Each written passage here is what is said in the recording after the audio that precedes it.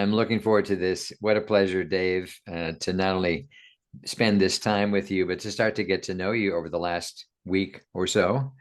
And I think this is going to be a really great experience for your students that are here on the Shift Network, learning from you and learning all the depth of your life and wisdom and insights to share, and likewise the students that are here for me and the work that I do.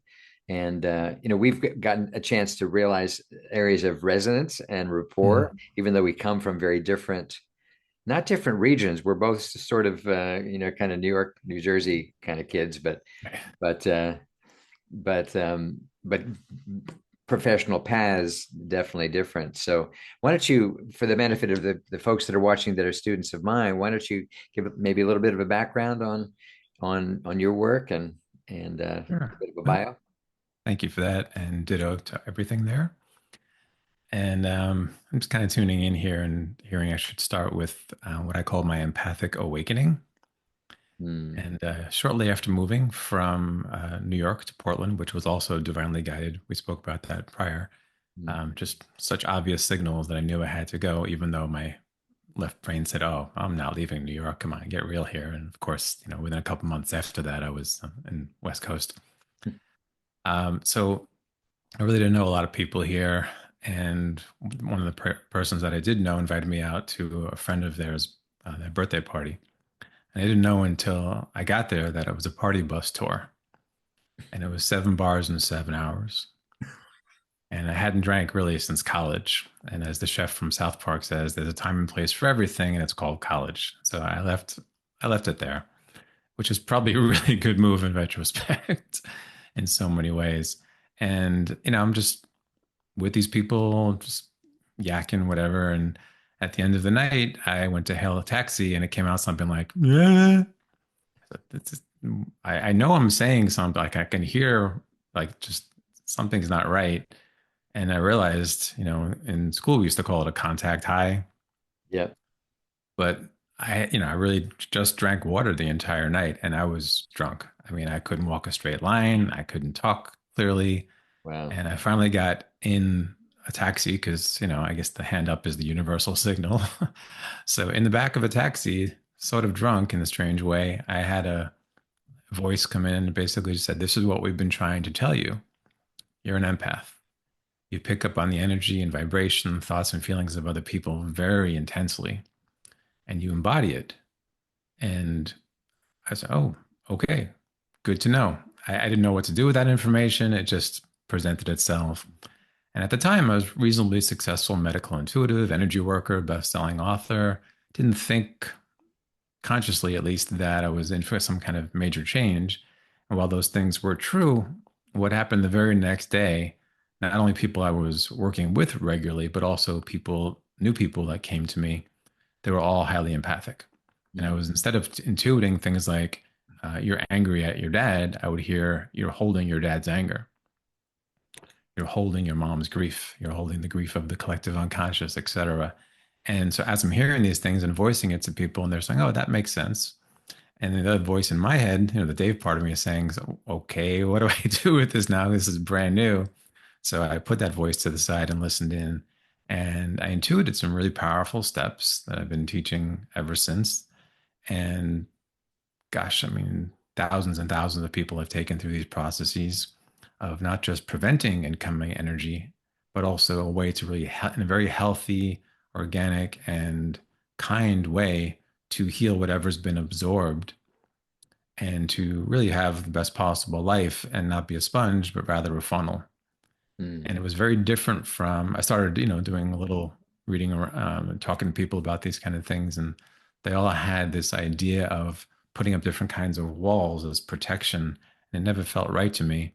And I was able to intuit something very different, which maybe we'll go into shortly. But anyway, that's kind of how I got on this, empathic trail, if you want to call it that. And yeah, so far, I mean, just like before, I can't say this is the end all.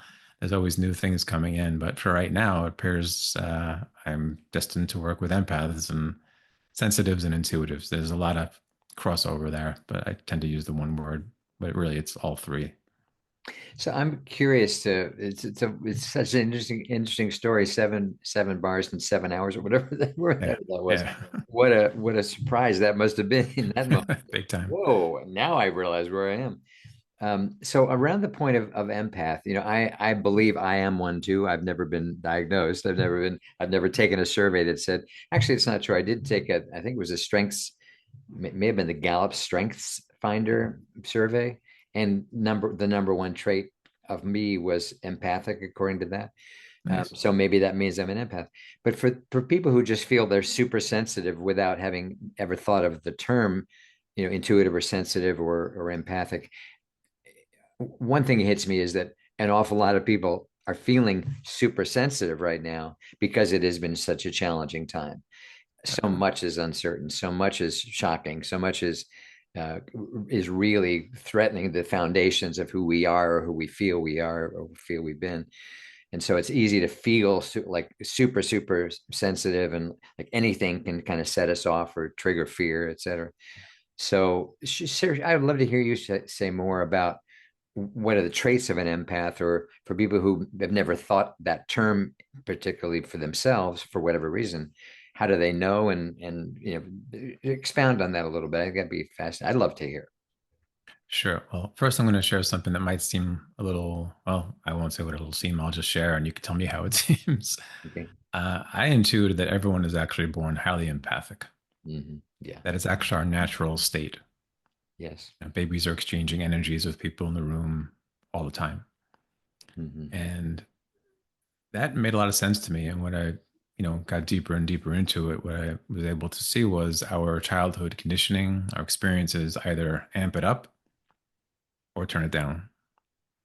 And the ones that are amped up typically are more heart-centered. We feel more. We um, tend to have more compassion. And then the ones that turn it down, the opposite. And it's not a disrespect to anyone. It's just a recognition that I think our divine nature is one of connectedness, and Mm. empathic abilities are part of a connectedness. Where if you and I are talking right now or anywhere really, and you're going through something, and you say, "Oh, I'm great," the empathic part of me can feel, and not in an invasive way. I'm really conscious about energy exchange, but just whatever you're sending me, I can tell you're not great. Hmm. So I'm gonna feel into my heart and say, okay, what maybe Bruce needs something different than I'm fine, how are you kind of conversation. Like I want to bring it deeper. Empaths typically, and people on this similar path tend to really want the deeper conversation. I've met so many people that hate the phrase "How are you?" Yeah. Right? We want to say like, "How's your chakras?" And you know, have you had them aligned recently, or so, whatever it is, But to me, if you're going to define empathic, I'm going to say is the ability to really feel what other people are feeling. And the untrained empath, this is the differential, the differing factor. I don't know the phrase, what makes it different. Um, the trained empath is one that can be in their heart in the presence of pain and still be in their heart for who's ever in front of them. Hmm. The untrained empath will take on that pain and actually absorb it. So it's almost like we're walking around saying, I'll take that grief, I'll take that anger, I'll take that fear, and we digest it. A lot of people I work with have digestion problems. Mm. So is there a correlation? In my experience, absolutely. Mm. Likewise, things like anxiety, depression, fatigue, a lot of these things are empathically transmitted. Hmm. So even if we're in a pretty good state, if we're highly empathic and untrained, unskilled, then we can take those on and we actually can get very similar symptoms. We can actually become diagnosed with X, Y, or Z and get put on medications or whatever. And we think it's our issue and we address it in a more traditional way or even non-traditional way. But because we think it's our issue, it never really gets resolved. So what I was able to see was if I really know this is something I've absorbed from whether it's the collective or my partner or someone I'm working with or whoever, I can actually go through processes to heal that, and those processes are very, very different than the ones that I use for what is intrinsically a person's challenge or issue. Mm. Well, I love this sense that you described, which I would agree with, that we are all innately empathic to varying degrees. We have, of course, different sensitivities. Some of us have mad skills to program computers or things that require certain left brain capacities. Others have mad skills in the area of artistic expression and sensitivity to nature, sensitivity to light, sound, color, texture, fragrance, you name it. And so there, there's a whole spectrum of how we primarily may relate to life. But I love looking at life, and I would agree with this completely. That we come in wide open. We're sensitive. I mean, we have no differentiation power at all when we're born. It's just all input without the networks even built yet to differentiate. I mean, we're not seeing clearly. We're not cognitively, Right. there's not much of a brain even formed yet, right? So all that's developing, and how it's developing is a result of so much happening in our environment, epigenetically, et cetera. Yeah. But this notion that we are inherently empathic, we're inherently sensitive, and then how life is happening, and the choices that we make, because obviously sometimes for us we could be incredibly sensitive and empathic as children, and then something shocking or something horrible happens in our life. It could be a tragedy, it could be abuse, it could be all kinds of things, and then a whole capacity is kind of shut down. And I'm sure you have, in all the thousands of people you've worked with, have many, many stories of people who once had all these obvious gifts, and they kind of either went underground because they felt like they had to. I can't show that side of me. I am feeling what other people are feeling. I can't let anybody know. And or life kind of shuts it down in a sense because of a relationship that also did not honor that, let's say. But it's a rich thing. And I think the model you're proposing, of again, that I believe in my life experience, is that we are made of, in my language, sensory systems that are highly sensitive to other sensory systems. You name it: nature, another human, a pet, ourselves. And it's learning how to develop those systems, and develop those sensitivities, and learn how to manage it as well. That is part of the journey of being human. It's not just we're born a certain way. Obviously, that's a lot of your work here on the Shift Network, is helping people who have the sensitivity already, and for whom it's therefore it can become very exhausting because of Definitely. sheer reality of, we live in a stressful world. We got billions of people walking around in fogs of anxiety or fear or shock or whatever they're feeling. And yes, we will pick that up to some degree, sometimes intentionally, and we go down the tubes with them. Other times it's just Mhm. you're breathing, and you're walking amongst the fields of people who are struggling. And how can you not feel that if you're breathing Yeah. in, human and alive? Yeah. One of the benefits of knowing exactly what we're talking about here, to me, is that there's no need to pathologize or get overly medical or even superlinear about an intrinsic ability or intrinsic skill or just our true Mm-hmm. selves. So many people that I've worked with have heard things like, oh, you're too sensitive, Mm-hmm. or you should be on medication. What's wrong with you? And we Mm-hmm. feel very alone. And that's scary. I mean, that triggers some very early on abandonment wounding.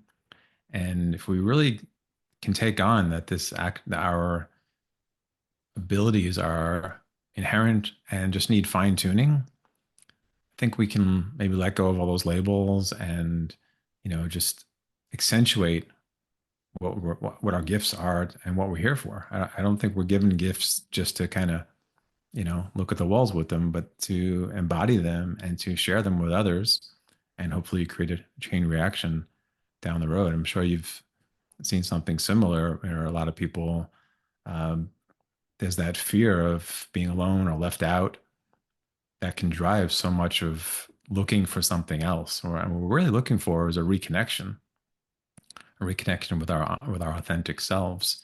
And if our authentic self is someone who's very empathic, it makes sense to Yes. befriend that. Befriend that. Yeah, I love the word befriend, and I love the concept of befriend, especially when it's about ourselves. befriend the parts of ourselves we can be scared of, we can be shocked by, we can be Yeah. ashamed of, or whatever is the mindset or experiences that we may have had that made us feel somehow bad Yeah. or intimidated even by things that are seemingly live inside us, and befriending that. Befriend, that occasionally I've worked over the years in all the work around the heart that I've done through the HeartMath Institute, and then on my own. I run into heart patients on a regular basis. Even though I'm not a medical doctor, they sense that there's an emotional issue going on that's led to the atrial fibrillation or the arrhythmia or whatever it may be, or just a concern about their life in general. And there's a family history, let's say, and they don't want to go down the path that all the other family members did of dying young of heart problems. And so there's a natural kind of sensitivity, and and for some of them, they're like afraid of their own heart, literally afraid. This is this thing. I gotta protect this thing, but there's a fear of it. Yeah. And I remember many a time I've said to them, you just want to befriend your heart. Your heart's not nearly as vulnerable from the average person, not nearly as vulnerable and fragile as we're afraid it is. Yeah. It was designed to survive and thrive. I'll never forget, I was in a parenting class before our daughter was born 39 years ago. And there's a pediatrician, a panel of pediatricians, and a room full of anxious parents, many of whom were first time parents. Hmm. And there was my wife was sitting next to me, so I had a pregnant woman on one side and another pregnant woman on the other side. The one that was not my wife asked a question from a lot of nervousness at one point. She said, "What are the top three things we should worry about with our newborn babies?" And the Mm. pediatrician very calmly said, "The number one thing is parents. The number two thing is parents. The number three thing is parents. Your kids are built to last. They're way more indestructible than you think. Your own worries, your own anxieties are the thing you really especially need to focus on." And he wasn't saying don't pay any attention to your kids, but like to the scared, anxious mom, work on that was kind of what he was saying. Befriend that was the message. You've got this amazing child for millennia. They have successfully lived. They're not about to go out if you walk away for 30 seconds. So it's the confidence and the sense of befriend that part of yourself, and as opposed to being fearful of it or running away from it or somehow ashamed of it. To me, that's very profound to kind of catch. And even the word befriend, it's The got a whole warmth. phrase, the whole phrase "befriend the heart" to me is just. I'm thinking, wow, that should be in my next book or something. But you said it first, so I can't do that. So I'm just gonna illuminate it for you and invite you to create with it. On the book cover, befriend the heart as told to me by Bruce Cryer. That would be Fair enough. In a similar kind of way about this parenting thing, so many people I work with, they were sensitive as children, and like you said, it got shut down or made fun of or whatever. But that doesn't mean that it stops happening. And so many people I work with are carrying energies, emotions, thoughts, and experiences of their parents. I work with people in their, 70s, 80s that are still dealing with parental issues and wondering why they can't get beyond them. I said it's not just the traditional issue of this disagreement or something. It's you're actually embodying some of their fears, and that's a very different way of looking at things to me. It's it's a few steps deeper, and maybe the missing element for a lot of people that are looking for to move forward or just to even heal. So yeah, resilient children and absorbing children. And here's an interesting thing to me about that is, as kids, we're not consciously saying, "Hey, I'm going to take your energy." But what I found is we feel so alone and so scared and so abandoned in so many ways that we try anything. Some people just call it coping mechanism. We try different coping mechanisms to try to reconnect. And if someone is already wired to be empathic, if they absorb, let's just say, some of their mother's grief and they notice even this much of a difference in themselves about maybe more identity, what I'm here for, or something improving in the state of their mom, because you're kind of taking something from them, even unconsciously, the ego begins to then identify I'm the person that is responsible for other people's thoughts and feelings, emotions, and experiences. That is a big part of what creates that empathic absorption. It's not just energy coming in, but the belief that it's my job, it's my responsibility to take in and digest whatever is coming my way. So it's all done unconsciously. So similar to not beating ourselves up for being empathic, because it's our nature, I would invite people also to um, maybe work with self-criticism about these abilities and experiences in a different way as well, because so much of it happens subconsciously that, to blame ourselves for something subconscious is, a little silly. I get that sometimes it's going to happen, but, practice catching it and, really being present with that. Say, oh, wow, okay, this could be different. And I've found even with things like that and just judgments in general, the voice behind the voice or the eyes behind the eyes, the first set of eyes, the first voice is the judgmental one, typically the one in fear, the one you could say is ego. And if we are looking through the eyes behind the eyes, those second set of eyes, if you will, are the ones that are more aligned with one's truer nature, aligned with spirit, and can kind of just watch the judgments happen and actually be amused by them, right? So something like, oh wow, isn't that interesting? I just judged this person for wearing that or whatever it is, and not have to go down that rabbit hole of judging and then judging the judgment, just kind of catching it in the spot, on the spot. And I've noticed, I think we're all taught to judge, right? And then we're taught that it's not good to judge, right? And then we beat ourselves up for judging, so we're judging the judgment. So this kind of sort of semi-detached way of looking at things I found really helpful, inviting that second thought. I think we spoke in the past about the pause. It's the famous pause between the thought and the action, Mhm. right? And the more you practice it, the longer the pause can get and the more profound and the quicker we can actually get into the heart and work from there. Absolutely. That was it. I'm forgetting the you know who I'm talking about, that that came up with the realization that between the stress and the response there is a space, Yeah, and we are in control of that space, even if it feels like there's only a nanosecond of space, there is still a space. We have yeah. choice over that response, and that's profound. So how do you? I, I I've often thought, the things like we're talking about, like kind of watch the judgment. Once you're in it, it's hard to do Mm, that, right? Once you're in a reaction of any kind, and these things can come suddenly, you don't even realize you're reacting, sure. because the nature of having stored things from the past, the subconscious stuff, as you said, it can come up with no notice and not even be relevant. I mean, Correct. you can get triggered, and it's not the person who said something that's the actual trigger. Right. The trigger is a memory that's buried in your unconscious or your subconscious. And so that once that process has begun, and as we learned in the work of HeartMath, there's a biochemical process that sets in motion instantly. The fact that you feel a trigger is partly biochemical. So you are now, and we learned 30 years ago, a study done, I believe it was at UCSF, that University of California at San Francisco, that the reaction of anything that you have to anything that feels stressful to you starts a chain reaction of about 1,400 biochemicals. And why it's that many, because that seems like a lot. Why would I need so many?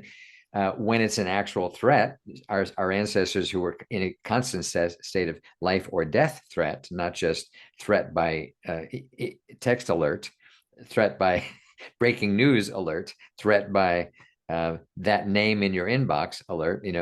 Those are the threats so many of us feel triggered by now, or the tone of voice that we're hearing someone say to us on a phone call or in a meeting.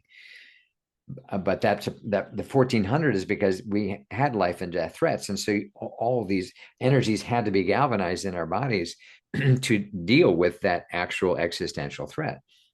Most of us are so stressed out because of all the uncertainty in life, how chaotic life seems to be, how much it seems we're out of control over even foundational elements of our life, means we're in this kind of hypervigilant state a lot.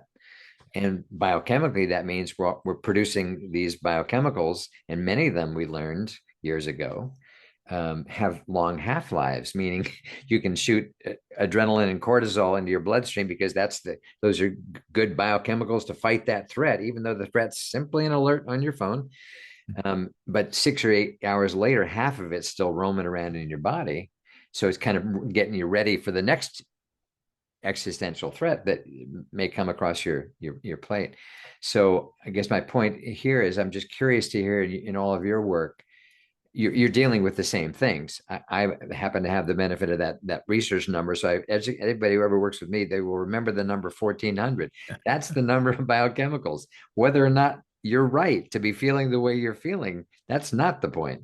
That person who's done that thing, you're the one paying the price, and whatever's happening for them. And so to be able to have that moment of pause, that's part of what my course is and my work is about. And I'm just, pardon me, just curious how you help people. As you said, I loved how you were describing the eyes behind the eyes, seeing yourself moving through, not just being in it. It's very Yeah. challenging, I think, especially when people are new to this, even the idea that we could control any of this, that we have any agency or any ability to regulate any of this. How do you help people with that aspect of it? Practice. I mean, as a musician, got to practice looking Yes. and from the bigger perspective. And what I found is, and I love that idea about the 1400 chemicals because it also allows us to befriend the process and not judge what you're feeling. Mm-hmm. But with practice, I've learned I can kind of witness the feeling, not make it wrong. And from that place, I mean, maybe you have the statistics, but from that place, I've found I can sort of get out of that fight or flight pretty quickly. I can watch my reaction. And what I invite people to do is whether they notice it 2 minutes, 2 hours, or 2 weeks after it starts, do this. I caught it. Yes. Right. As opposed to, oh my God, I can't believe I spent the last 2 hours or whatever it is in sadness or fear or whatever, to really embrace that too. And so much of my work is into the earlier point about befriending is befriending all of our emotions, not making them wrong. They're physiological responses to certain stimuli. It's pretty scientific, right? And universal. Yes. And when we have um, pains or illness that are caused by or even exacerbated by repression of energy and emotion, it makes sense to really remember what we're talking about and really feel it. So, what is it that is being triggered? And can I remember it's not the person in front of me? And I've gotten pretty good at this lately, actually, with a lot of practice. If someone is upset, I don't take it personally anymore. I really can feel into the heart and say, okay, this person is in pain, which allows me to open my heart. I can get there really quickly. And I can also sense that, oh, wow, they're, kind of ringing the doorbell of a house that I used to live in. Mm. And if I can remember that, I'm not going to fight back. I'm not going to be in that ego because ego fighting ego doesn't get anybody anywhere. Right. But I can get into the heart really quickly and I can intuit what's actually needed in the moment. Do I need to step out of the room? Well, okay, if that's a possibility and necessary, great. Do I need to open my heart and have more compassion? Do I need to change my mind about something? But all these sort of higher ideals come from getting out of that fight or flight, which in my experience is helped by not judging the fight or flight Yeah. and then just allowing it to do what it needs to do. And then as soon as I can sense, okay, and I'm also getting really good at if something is happening in my body, I'm going to tune in pretty quickly. As opposed to they said something, I don't feel good, I'm going to blame them. And I say, wow, they said something, I don't feel good. And I just reminded of a story I'll just share real quickly. And years before I met my wife, I was dating someone and she said something that just made me go like inside, right? And I was able to catch it. And I just literally just did this. I put like the first finger, not the, okay, the first finger. Like I'll be back in a second. And I went into another room and I put a pillow on my head and I went, rah! And I came back and what was that? I said, well, I'm not asking you to do anything different or be different than who you are. I respect you and honor you for everything that you share and be. And I don't remember the exact words, but and I said, what you said reminded me of something that my dad said. And I don't want to take out my dad's stuff on you. You don't deserve that, and we don't deserve that.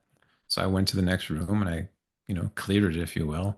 And now I can be present with you. Mm, So in that case, and the funny thing, like in even in all that, even though I know I'm doing what my heart's telling me to do, there's still that little voice saying, what's wrong with you? But then she was, oh my God, that's so kind. And she really respected and she trusted me even more mm, because of that. And then that voice finally, you know, quieted, right? So it's the taking care of the self, not blaming others. And what we often do is, blame the person who is instigating the feeling. To me, blame, I'm going to quote an author named Michael Brown. He said, if you look at the word blame and you break it down, it's to be lame. Right? So we need to stop blaming ourselves, certainly, and other people for whatever we're going through, and really be more inquisitive from more loving place. What's actually going on within me? And it's a lot of times it's really challenging to do it on one's own. I'm not ashamed to admit I work with someone, have been for about 5 years, every other week, where I can just spill my guts or whatever. I practice what I preach because I work with people and I share with them. And most of them are totally on board because of experience, not just because of what I'm saying. That to be held in a safe container is really the doorway into the deeper feelings and emotions. Otherwise, the mind gets the best of us and it's always going to say, oh, you can be doing something else. You should be doing something else. But to be held in the safe container really allows the trust, and something happens energetically, where two or more are gathered. Where if I'm working with someone, I'm sure you've noticed this too, and I'd love to hear your experience with it also. When you're really in that place of compassion, something shifts, something beautiful emerges. This mutual trust and divine energy, I feel, kind of just steps in because we're not in that blame place anymore.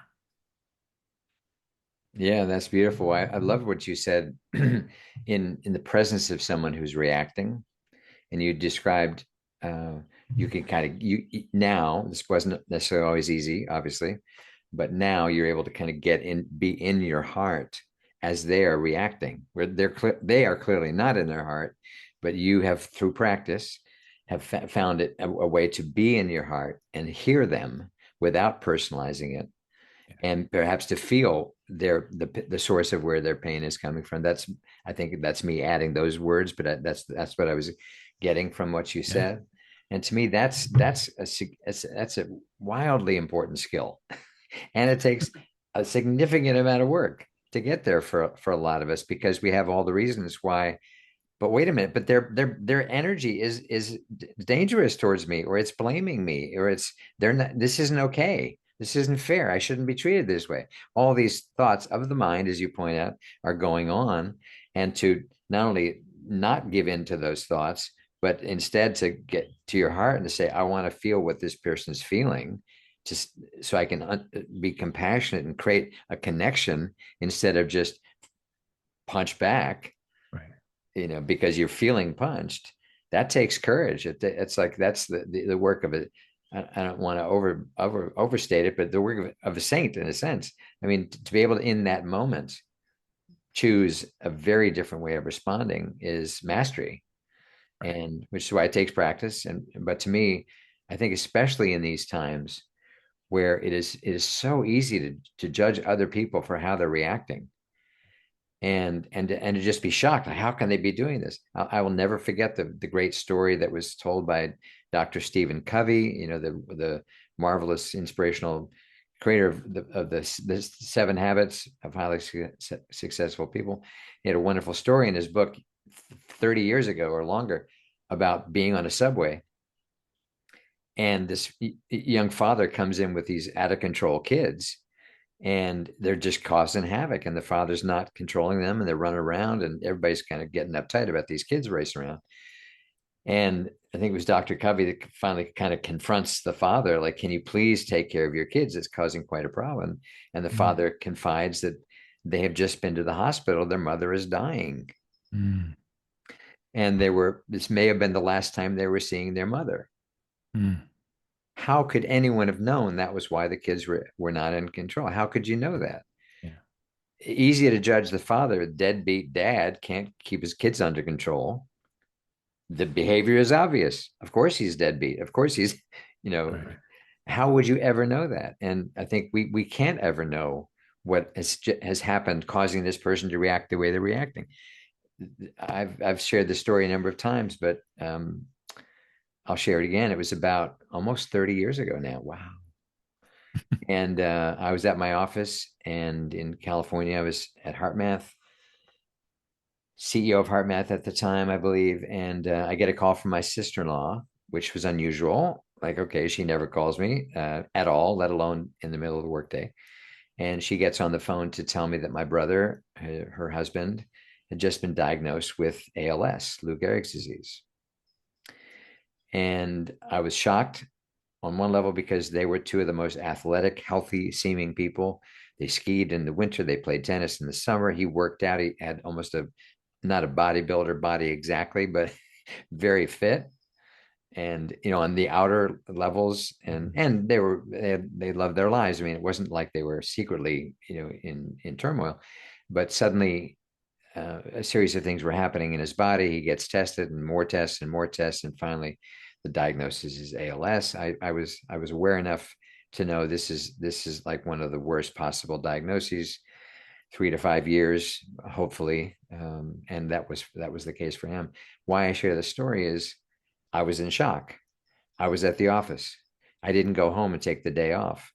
I tried to be in meetings. I went to lunch. I don't know how I came across to people that day. They could have easily thought, "What's up with Bruce today? Yeah. Wow, he's in his own little world." How could they possibly have known what had just happened with the news that I was now trying to process? So I think this is humbling for us, isn't it? But once we kind of get onto this, it's like, how could we possibly know why that person's really reacting? We take it personally because Yeah. they are ostensibly acting to something we've just done or just said, but we don't know anything about what led up to that moment. It's a great reminder to be in the mystery and not, I know everything, I know what that person is experiencing, etc. Um, it's just, it's a very different way of living. It takes a lot of practice. And I did want to go back a little bit, just a little caveat, because we're talking about being in the presence of difficult energy, difficult people. Mm, If it's really difficult or you're being abused, you have every right to say no and or to leave the space. You don't yes. need to stay, oh, I'm so spiritual that I can be hit or whatever, energetically, even physically, emotionally. No, take care of the self and seek help. So I just want to be really clear on that. And also reminded me to share that a lot of my work now, because a lot of us are being triggered by particular individuals, maybe we don't even know. The deeper work is, what is that person bringing up in me? We can't change other people, even though we try, whether we know them or not. Certainly that can make a difference there, but what's coming up in me? And that's where the strength is. And if I can work with that, then I'm less likely to be triggered. Then it's more of a preventative practice. Mm, And, practice being the key word. yes. So thank you for sharing those stories. I just wanted to put that little asterisk on there because I think it's pretty important. Um, I was in a relationship once where it was very one-sided, and I was in this like spiritual, like, oh, it's fine kind of thing. But I every time I dropped her off and came back, I would just feel horrible. And part of me just wouldn't let go. And I really remember sitting down and on the meditation cushion and saying, do I, asking spirit, like, do I have to stay in this? Is this something I need to learn? And it was very, very soft and gentle, something to the effect of course, not my child. Mm, And it gave me permission to really look at things in a different way that, okay, even if there is a spiritual lesson that needs to be learned, I don't need to be in the fire to know that I'm going to get burned. I can step outside and watch the fire from outside the house, right? So if anyone is in that situation, I just felt really guided that maybe a few people listening right now are in something similar. So honor yourself, befriend yourself, as you mentioned earlier, mhm. and uh, take appropriate action. Mm, absolutely. Very, very important. Yeah. I think we've got, this is one of the reasons why this kind of work that you do and that I'm here to do as well, Dave, is we have to be able to deal with all the chaos that we feel is happening to us and get centered enough where we can still be discerning, because we can forget, wait a minute, this is actual danger. Yeah. This is actual danger. It's not just about loving the other person at this moment and not remembering that, oh yeah, they once pulled a knife on me. That's an actual thing I'm referring to right now. Mhm. That's not a hypothetical. And so the importance of being safe and having your wits about you, to use that expression, enough where you're not being foolish in the name of being more compassionate, being more loving, being kinder. You're also remembering, at the end of the day, I can only be responsible for myself, which means in this moment to be safe and to do what may be needed. Absolutely. I have no problem with being foolish. I learned a lot from being a fool. I'm sure it'll happen and continue to happen. Uh, Everything's a life experience, and wherever we are is an end result of who we've been. But that obviously doesn't mean we have to continue being that way. But in the same kind of way of befriending the self, we also have to befriend our past. So I look at all these experiences as really not just learning opportunities, but things I learned from. That if I ever had that feeling again, I would, leave a relationship or question it, or you know, we learn through pain. I wish it wasn't true, but I mean, I'm sure people like you mentioned, someone gets a diagnosis, it changed their life. They wake up in some kind of way. They say, oh, maybe I should stop smoking or eat better or exercise or whatever it is. We either have that experience or someone else that we know has that experience, that pain point that makes us change individually. What I like to remind people is if it's true on an individual basis, it's also probably true on a collective basis. So enough people have enough pain and get tired of something being the way it's been, that's when we spur into action. But to our earlier point, ideally action that's divinely guided, not egoically guided. And there's a big difference. And I don't make it the ego response wrong because, if someone is crossing a boundary, you should have your anger, right? Anger, fear, and grief, the three shadow elements that we're most embarrassed about or afraid of. Got to befriend them all and welcome them, their information, right? If grief is a natural result of any kind of a loss. Anger is typically someone has crossed a boundary, and fear is very natural. If a bus is coming at you, you should have fear and say, I think I need to get out of the way of the bus. Exactly. So these parts of ourselves that are typically not befriended not only cause problems like emotionally, but physically as well. And I've worked with so many people that no matter what the diagnosis was, it's always, or at least quite often, some kind of emotional um, aspect that hasn't been processed yet. Exactly. Yeah. So, there's hope. I guess the long way of saying there's hope for everything. Things can and will change. And the path is often one of pain, and yet it's the most powerful teacher. Uh, and I think it would be smart to not fight that anymore, to actually recognize this is what is. Even if we don't like it, as you well know, fighting what is doesn't work. Yeah, exactly. Working with what is, accepting what is, and saying, okay, now that I've accepted this is what is, and I can really feel that groundedness, now I can open for guidance. And those are more practices that the people in my course are going through right now, probably. Um, Always looking through those eyes behind the eyes, if not always, just more than we used to. More often. Yeah. Yeah. Yeah, that's I want to share some of the things that I've been learning about, Yeah, and please. sharing, because it's so connected. I mean, we could easily talk for hours and hours and hours and keep finding ways that, yeah, that's cool what you just said. That's great. I want to use that. I want my book to be titled something you just said. But because you've talked a lot about the heart, and as you know, and as at least the students in my program would know, the path of the heart has been a conscious journey of mine for 35 years. I said out Mhm. loud in public 35 years ago. I am a man of the heart and I am on a path of love. And I don't know what that means yet, but I know that's why I'm here. And it sounded kind of noble.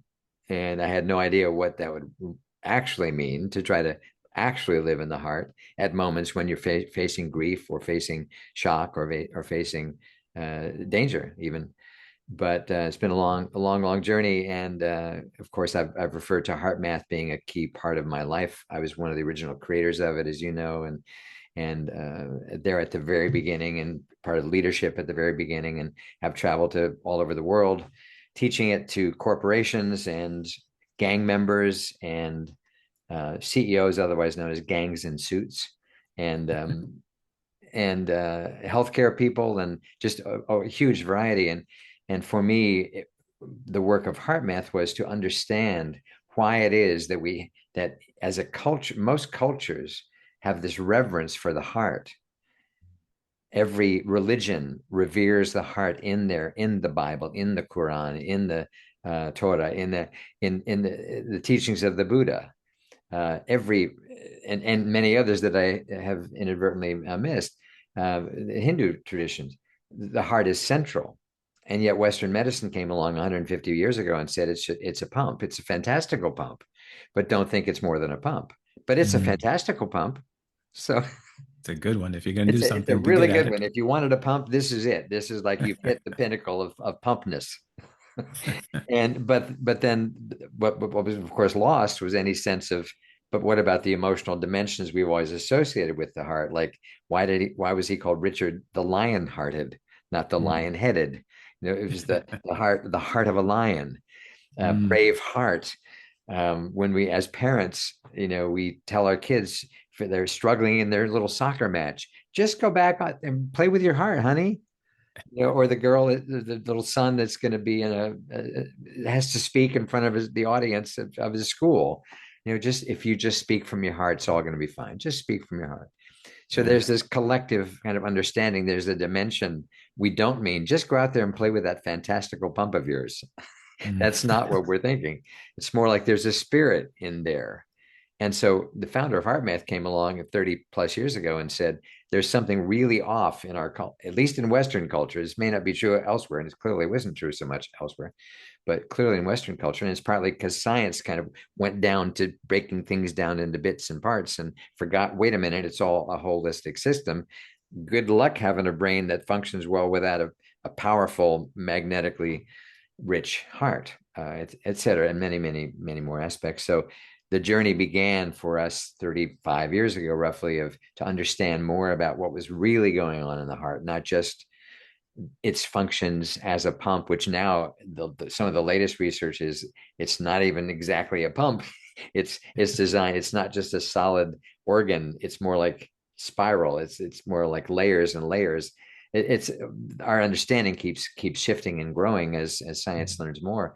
But this essence of exploring why, like something I've done in workshops all over the world with audiences as different as rooms of covered Muslim women to prisoners in jails to uh, elementary age kids to executives to factory workers. I mean, wide range to athletes, wide range. I'll do the same little kind of parlor trick. It's not a trick, but I'll ask people, wherever they're sitting, which is usually in a place that they're not that familiar with. It's a conference room or it's a ballroom of a hotel or whatever. I'll say, so everybody close your eyes and just point north. And you get, 500 different opinions about where north is because people have lost their bearings of where's north. So it's kind of cute. Okay, we have no agreement about that at all. Okay, close your eyes again. Now everybody just go ahead and point to yourself. Mm. 99.9% of all fingers, in my experience over all these different audiences, ages, genders, ethnicities all over the world, they point to the center of their chest. Wow. The small percentage that don't point somewhere in the north, in the head area, and that's a very small percentage. I don't care what the audience is. It could be all engineers, all doctors. They tend to point here. We tend Right. to. This is the core of who I am. Point to yourself here. I point here. I don't point up here mostly. That was fascinating to me, and I've done it so many times. And like we all have this innate sense that there's something core here. And so we said, okay, if that's true, is it just because it's a pump? Probably not. There must be more Probably to not. it than that. There's got to be more to it than that. If it's just a pump, why are we so afraid of using it in business? Like, don't use your heart because Mm, it's a pump. So there's all these kind of disconnects that didn't make sense. yeah. And heart disease kills more people than anything else by far. And why do people quit jobs? The number one reason is they don't feel valued by their superior. Their heart does not feel held. Their heart does not feel safe Mm, in that environment. Why do people leave marriages or partnerships or relationships? They don't feel heard often. They don't feel like he doesn't get me. He just doesn't get me.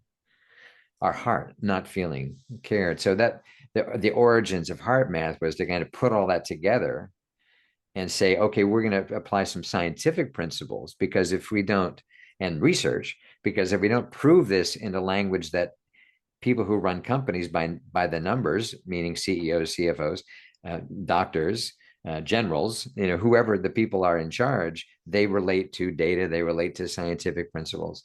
So we've got to mhm, use mainstream science, ironically, to prove out these ideas that could sound kind of woo-woo, kind of spiritual.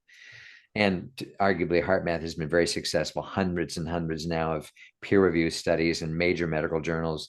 I wrote an article for Harvard Business Review 20, almost 25 years ago now, on executive health and stress. And so there's been tons and tons of credibility that, yes, we were onto something, and there was something very, very important that could be measured and could be validated, not just mm. we're not just replacing an old belief. It's a fantastical pump with a new one that sounds spiritual. We were trying to use kind of mainstream science against them, against the ones that would want to refute it. And so pretty successful. So for in that journey, there's so many realizations, my personal journey, because as I went through this process of being diagnosed with cancer about 16 years ago now. And luckily it was not advanced. And while it was a large tumor, it was not the kind of thing where I thought, get your affairs in order and get the priest or rabbi or whoever may be nearby Yeah. that could assist in that process. Um, but it was a journey of a couple of years of surgery, treatments. Treatments had some side effects, started getting staph infections. The staph got into my blood, turned out to be Mm, MRSA, which is the bad kind of staph that's hardest to treat. I obviously survived. I did not lose any limbs. I did not lose anything other than sleep and some dignity from time to time because of the nature of treatments. But it, survived it all. But it was also a period of time when something new was sort of trying to emerge in me, and parts of myself that I felt I hadn't been honoring. I had not been befriending enough. Back to that word befriending, and I was so identified 24/7 of this mission. Kind of like you. You're a visionary man. You see a problem in the world that's ubiquitous. I mean, who doesn't have issues around this, or someone close to them for sure? And you want to mm, help. And same for me. But I could do that to the point of I have a lot of resilience, but that would get in my way in a way. I go too far, thinking, mm, well, I got more energy. I'm fine. I'm fine. But ultimately, I wasn't fine. Things were dysfunctional beneath the surface that I wasn't on top of or understanding enough. And fast forward to today, so the heart math experience was so deep for me, and remains. I mean, I get interviewed regularly on podcasts. I teach it in all kinds of places like Stanford University for decades, et cetera. But I noticed in my own journey that, especially in these last few years, and especially in these last few months, where the feeling of we are under more pressure from external sources than ever, let alone whatever's going on internally to us, such as the 5-letter word aging, so whether that's us or aging family members or parents. So if the political economic situation was utopia, things would still be dire around us. Climate change, issues of aging, as I mentioned.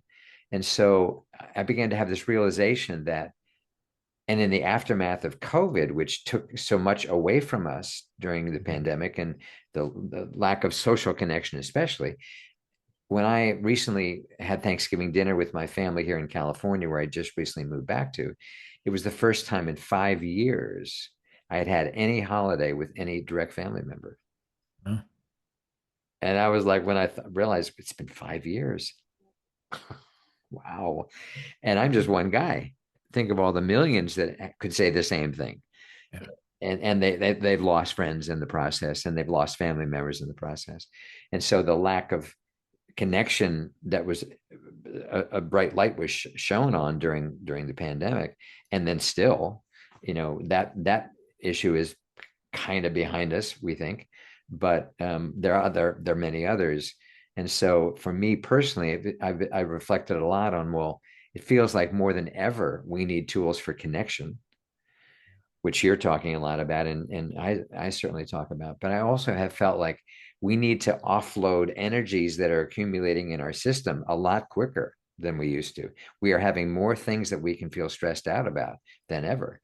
Economically, the chaos that many people are feeling at a very personal level, yeah. thinking their federal government job was sacrosanct, and there's no way. And suddenly thinking that their little small business, they had it under control, and suddenly that's on very unstable ground. So there's so many things in people's lives, let alone just their own personal viability, Yeah. their own health and well-being. So part of in this the spirit of why I was kind of feeling called to create some new methods to help people release quicker was feeling like, we have got to offload things that are, there's a lot of energies, to your point, energies that we're absorbing, whether we know it or not, intend to or not, we're human. How can Yeah. you not? How can you watch any news and see something that's happened to someone somewhere in the world and not have your heart go out to them sometimes, and then feel powerless or feel sad or feel grief or whatever? I love your troika of the three: fear, anger, and grief. Think those are the three you mentioned, and we were all going through a lot of that. And so part of my motivation to create this course, and how my work has been not so much shifting as evolving, is recognizing that we need practical ways to, as I keep saying, offload some of these energies. And it occurred to me when I was literally on a beach, having evacuated from a Category 5 hurricane that happened just 6 months ago and was coming to Florida, where I was living at the time, and dealing with a diagnosis that I'd had 4 days earlier of kidney stones and a UTI. So I was in some of the worst pain of my life, even all that I've gone through with doctors and surgeries. This was some of the worst pain of my life. And I'm realizing I have to evacuate. If I were to stay in my home in Orlando, dealing with the Category 5 coming our way, the fear of that's like the worst possible thing my body could be going through. So I can't, that's crazy. I can't do that. I got to leave. I left, got to a safe place, was reflecting on all of this and reflecting on, and this was right before, like 2 weeks before the US election on top of it. So there was that angst going on in the entire country and much of the world. Like, what's going to happen? Yeah. What's going to happen? So kind of really feeling that my poor little body is like, how much can I stand? Mm. This is, wow, lots going on. And yet I was standing on the beach and I was like tuning into the waves of the ocean and feeling held by the ocean. I love the Mm. you've used that expression a couple times of we need to feel held. And I walked out to the beach to want to feel the wisdom of nature. And a voice said, "Generate waves, don't just feel waves. Generate waves, don't just feel waves." Because I was aware of all of these waves. There were 5 million people that had evacuated along with me, Mm. that were all wondering what's going to happen to our homes after the hurricane does its thing, let alone dealing with their own concerns about health, whatever it may be. And so as I was standing there with the in the beach on the sand, and looking at a somewhat dark, somewhat turbulent ocean, but it was warmly saying to me, generate waves, don't just feel waves, don't Yeah. just be stuck in the, oh my God, this and that, and feeling so terrible about people and yourself. Generate waves. How do I generate waves? Generate waves. I know how to do that. That's called love. That's what I do with Mhm. my daughter. That's what I do with people as much as I can. That's what I do with plants. That's what I do with animals. I have to start doing that even more. It's not just occasionally when you're feeling great in a Right. meditation, oh, that's time to radiate love. No, right now, radiate love. Right now, there's people that could unconsciously benefit from the love that you put out. So that became kind of a very strong motivation. Like, I need to do this now. This is not a matter of spending the next 6 months creating the perfect course, doing the mastermind group, doing the book, but no, right now, we need help. We need tools now. And we need to support each other in this process even more now. We need to have the empathy. We need to develop our own empathy, get back to being loving people who genuinely care about other people's plight. Been a number of times over the last months and few years where things were very challenging for me in different ways. And I would feel like at this moment, love more. At this moment, help somebody else that you wouldn't automatically think of because you're kind of stuck in you're feeling the waves, but you're not, are you extending yourself too at times? So that's a lot of kind of been my journey and also leading to, as I said, sort of the evolution of all the work about studying the heart and the incredible beauty and power of the heart that science has now kind of gotten onto, but you express so eloquently of just being with somebody that's reacting and finding your heart in there so you can feel empathy towards that person, not having any idea what's really going on in them, but at least having the humility to honor them. And that takes practice, to your point. It takes practice. And so that's a little bit about, how I've spent the last 35 years of my life and what's brought me here to the Shift Network to share some of what I've gone through personally, because there have been definitely quite a lot of rather entertaining journey elements of my journey. They're somewhat theatrical sounding. Having been an actor, I'll tell people, well, I clearly have a flair for the theatrical in how I choose to pick life situations. But yeah, I think it's fun to talk with you. It's very fun to talk to you because from your perspective, there's a from your life experience, I should say, not just perspective. Um, there are things that you have learned and how you language and how you work with people that I can completely relate to, and it all makes so much sense to me. It's like I would love to hang out with you, and we should meet Let's up. do it. We should meet up on the West Coast. We're not that far away. We're like an hour and a half plane ride away, probably something like that. But I think it would be really an awesome experience to have a part two of this conversation and keep on going because Yeah. we're kind of introducing people to the way we think in our collective decades on planet Earth, and it's rich. Yeah. It's lovely talking to you. It's lovely hearing not just your insights, but you speak from a frequency. You speak from a state of being that is very noticeable and very rich and very lovely to be around. Well, thank you. And I'm back to the question of emotional sensitivity. I am grateful that I feel that. I'm grateful to experience a man like you and the beauty and the sensitivity of you.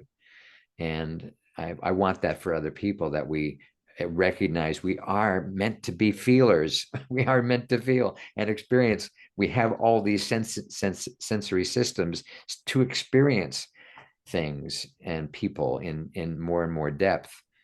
And for all of us, we have different things that have blocked it or shut it down or turned it off at different times, and Yeah, it's all in part there. of the process, all Yep. worthy of befriending. Definitely. Definitely. Well, thank you for all of that and the very kind words about myself personally. I really appreciate it. And obviously, ditto, and maybe double ditto. Can I do that? Back. I think that's allowed. I didn't see anywhere in any documents that the use of Okay. double ditto was We'll not. check with Shift and see if Let's it's. double check. Yeah. Really appreciate it. I'd love to hang out sometime. I really appreciate you and where you've been, your backstory, your ability to express yourself. And, I just listen, I want more, and I don't think I'm alone. So thank you for sharing your story. And, wow, I mean, you barely touched upon some of the things, and I don't even know you that well. And they're all wows to me. Like you've really had a full life. And that's one of the things that I've always been called to. I think I grew up very insulated. And I know a couple of people who just are just in life. They just say yes to everything. And even if something fails, like, okay, I learned from it, and we all fail. What does fail even mean, right? It's just an experience, and hopefully we learn from it. And you've learned from a lot of your situations, and I won't say any of them were failures because that's not my job to judge that. But Mm. it sounds like you learned from so many things you've experienced, and you're here now to share that. And I just want to honor that. I think that's such a beautiful thing because it's so easy to kind of just get stuck behind the little keyboard or a phone or a computer and just but you're out in the real world, you're meeting people, you've probably met with more types of people than most people I know, and that's just such a beautiful thing. I'm reminded of Michael Mead, who's also a fantastic orator, and he works with gang members, and I said that's a really challenging but so rewarding experience if you can, and not to judge them in any way shape or form, but it's if you can open someone's heart wherever they've been. Yes. Wow. And I don't know, it's just incarceration. I mean, I don't want to get too much into it, but you well know the incarceration system here. It just puts trauma on top of traumatized people. Yes. It can't work and it doesn't work. And it's really sad, and to be able to step into that environment with an open heart and just be there for people. I really, I appreciate that you do that. Well, thanks so much, Dave, and back at you. And I think there's a lot of people being called to step up, for lack of a better phrase. Clearly, there's a lot of need in the world right now, and it's going to take warm-hearted action. It's going to take a lot of compassion, a lot of empathy, and at times when we might even say to ourselves, wait a minute, I can't be empathic about that Hmm. or about those attitudes. That's part of the challenge of this time, isn't it, that how polarized we have become. But I think for our own balance, we have to get past some of that stuff. We have to just we have to live more from our hearts. Absolutely. And and that is a tremendous source of strength and power. It's not just a fantastical pump. It's not just a soft squishy thing that you don't want to use in business. It's so much more than that, and that's clearly what your journey is, and helping people open their hearts. And I think that's just so important, and so much is learned. We have to learn these days. We have to Yeah. pay attention and learn.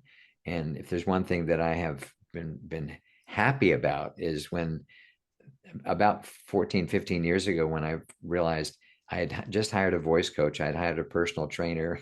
I was no longer CEO of a multi-million-dollar company either. I had some free time, but I thought, I want to be a learner. I'm so excited I get to be a learner again. I don't feel like I have to be the teacher or the manager or the leader all the time.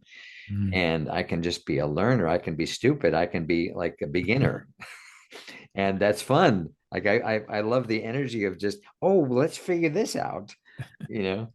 And so anyhow, it's what a pleasure to be with in your presence, and to hear Likewise. from you and to learn from you. And like I said, there's a for lack of a better word, a frequency that you express from that is very compelling, and that can sound sciency, but I just mean a feeling, a state of being that you're expressing from, that Thank you. reveals to those of us with eyes to see and ears to hear the work you've done to be able to Thank you. speak from that place. Thank you. That's a man who's learning and growing, and growing in your own capacity to love and to be empathic. And I feel that, and it's an honor to know you.